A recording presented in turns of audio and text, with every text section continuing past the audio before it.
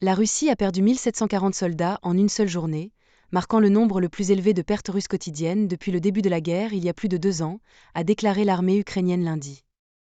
Selon les statistiques publiées par les forces armées de Kiev, les troupes de Moscou ont subi environ 484 030 victimes, morts et blessés, depuis que le Kremlin a lancé son invasion à grande échelle de l'Ukraine en février 2022, rapporte Newsweek, cité par BuzzPlus.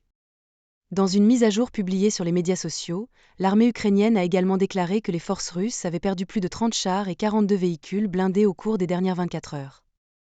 Le nombre de victimes et les pertes d'équipement sont extrêmement difficiles à déterminer, et les experts avertissent que les deux parties sont susceptibles de gonfler les chiffres des pertes de l'autre.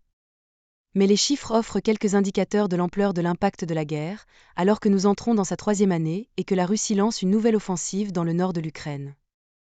Le ministère de la Défense du Royaume-Uni a estimé plus tôt ce mois-ci que le nombre total de victimes russes pourrait dépasser 465 000. Pendant ce temps, le ministre français des Affaires étrangères, Stéphane Séjourné, a déclaré au Novaya Gazeta Europe basé en Lettonie, lors d'une interview publiée le 3 mai que Paris estimait le nombre total de victimes russes à environ 500 000, avec environ 150 000 combattants tués. Alors que le service russe de la BBC et le média russe indépendant Mediazona ont rapporté à la mi-avril qu'au moins 50 000 soldats russes étaient confirmés morts. Moscou n'a pas commenté ces pertes depuis septembre 2022, lorsque le ministre de la Défense, Sergueï Shoigu, a déclaré que près de 6 000 soldats russes avaient été tués.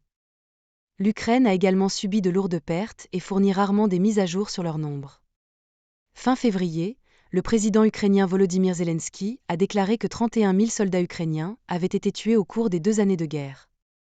La Russie a déclaré que le nombre de morts en Ukraine est beaucoup plus élevé, affirmant que Kiev a perdu 215 000 soldats rien qu'en 2023.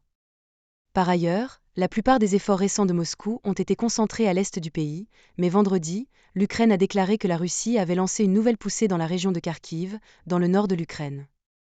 Kiev a déclaré qu'elle envoyait plus de capacités dans la région frontalière. Les responsables ukrainiens ont déclaré que les bombardements russes se concentraient sur la ville frontalière de Vovchansk et que près de 6 000 habitants de la région de Kharkiv avaient été évacués. La frontière nord de la région de Kharkiv est la zone la plus difficile des combats, a déclaré dimanche le gouverneur régional Oleh Syniubov.